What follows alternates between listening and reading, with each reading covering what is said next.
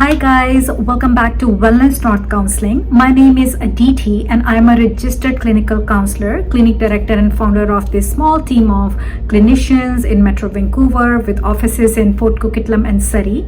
And today I'm going to talk about topic of boundaries because we often notice that topic of boundaries is coming up in our conversations with clients. And setting healthy boundaries is so important, and it can create a real profound shift in our relationships when we have good, happy, healthy boundaries. And sometimes we struggle in setting these boundaries because either we were not given these tools, we are afraid that if we set the boundary, it will not be accepted, boundaries will be breached. My stance is that when we are thinking of setting a boundary, we almost have to let the truth lead the conversation. We have to put truth at the forefront. What are my rights? What is acceptable to me? What's not acceptable to me? Those are the things we have to really consider. So if we are self-aware, we know what we feel, if we accept ourselves, who we are, if there is self-compassion, self-love, if I can celebrate myself, I'm okay, I know how to create space for my own emotions, I won't give in to an auto yes, then it becomes easier to set those boundaries. A lot of times folks who are struggling with setting boundaries have never set them. If you've never set the boundary in the past, it's very hard to set them at a later point when we are really struggling, some issues are coming up. But if you've never made a boundary request, you cannot say that your friend, your partner, your parent, your cousin, your boss is a boundary bully. So we have to set a boundary and then see our boundaries are being breached. And if they are, can we do some boundary negotiation? Like how we set boundaries, it starts from what's our blueprint, what's in our DNA, how were we raised.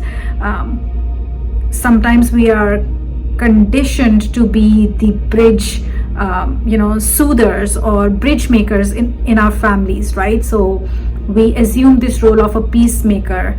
People are fighting, we step in, people should not fight. There are enmeshed boundaries. What my parent feels, I feel the same way.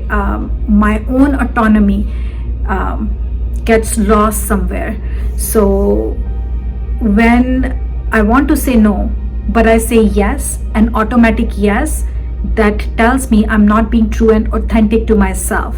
I want to say no, and I'm saying yes, clear indication that there is an internal conflict.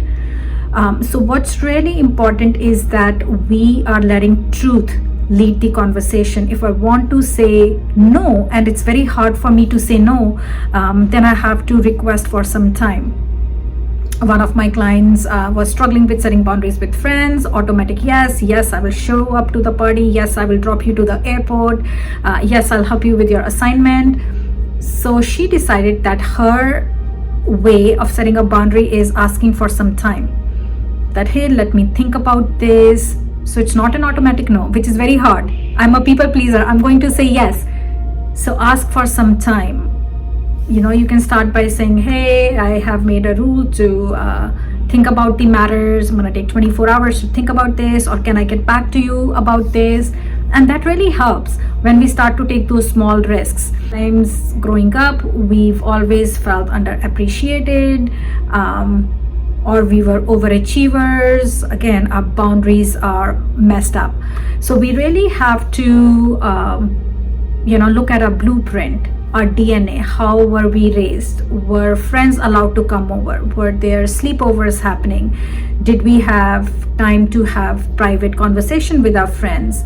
And of course there is cultural stuff, our family environment. All those things dictate how good are we at setting our boundaries.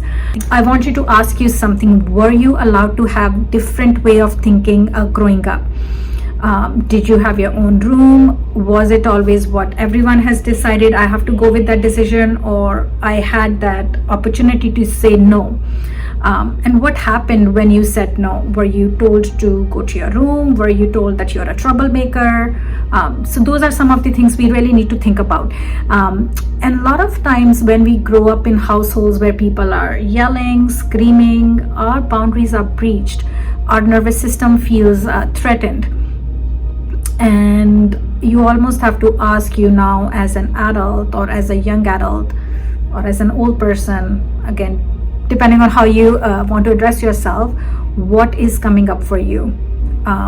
What needs are not getting met?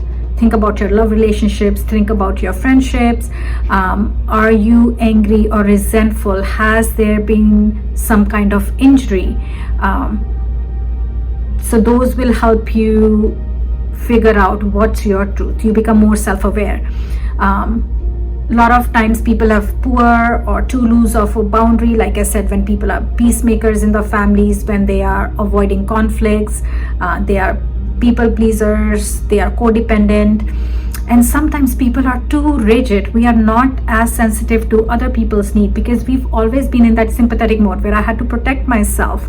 And in those cases, our boundaries are very rigid. They are not as sensitive to others. I might remove myself from chaos. I might disappear. I might start to ghost other people when things are getting too complicated. So too firm of a boundary. And a good boundary, I feel, sometimes lies between boundaries that are too strict, too rigid, and boundaries that are too loose. There should always be a little bit of a flexibility. So good boundary is where you can trust your own opinion and you can do things with ease and grace. But if you were raised to be praised, be a good daughter, be a good sister, then it's hard to set those boundaries. So you have to ask yourself, where is your happy life? What's your truth? Were you told better to be nice than being honest? Then probably you're struggling with some good boundaries.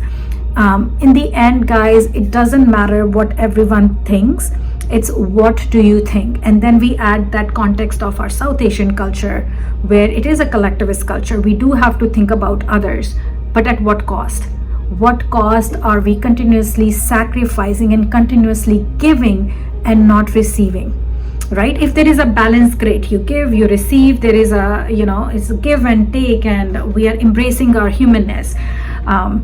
So you are asking yourself, what is my 50% in this interaction? And if the interaction is completely me giving 100%, there is no receiving, then I think that's an issue we can definitely address. We can talk about it. I also want to address what happens when you're trying to get your point across, your perspective, you're telling a story, and you're continuously getting interrupted. If that's happening, it can hurt, it stings. My inner self might think I'm not important. What I have to say is not important enough. No one's paying attention, or people are disrespecting me. You can use humor there. Some people are really good at using humor. You can say, let me finish my thought or I'll forget, right? I'm old now, so I can use, I'm forgetting, I'm going to forget this, so let me get my point across. So if you're getting continuously interrupted, use humor. You can also choose to say something like, hey, I feel hurt when you interrupt me. I feel underappreciated, which is hard to communicate, right? Saying our truth can be really hard. You can always say, well, wait a minute, give me a sec, things like that. So you're negotiating for your boundaries in a way. I think those are some of the key points. By time, if you're an auto yes, let me get back to you. If you're an auto no, too rigid of a boundary, again, always a no. Maybe it's your social anxiety, maybe some other issues. You can always investigate that. Give yourself time, 24-hour decision-making policy. And also, like, if saying no is hard and it feels like you need to have a good enough reason to say no, allow yourself to say no without a good enough reason. If you don't feel like it, that's okay. If you're tired, give yourself to sleep on an issue, on a perspective before committing to something. if you are setting boundaries, you also have to respect other people's boundaries. I think those are some of the key points, but we can definitely continue this conversation. If you have any questions, leave me a comment below. Let me know, are you an avoidant? Do you avoid conflict? Are you really good at setting boundaries? Are your boundaries firm, assertive, or are they fluid, flexible? Are they rigid? I would love to have this conversation with you guys. I think for me personally, it's an evolving thing. And there's so much more I want to say about it. But for now, we will close the conversation here. I hope to talk to you again soon on another important topic so we can stay in touch. So subscribe and let's continue this conversation.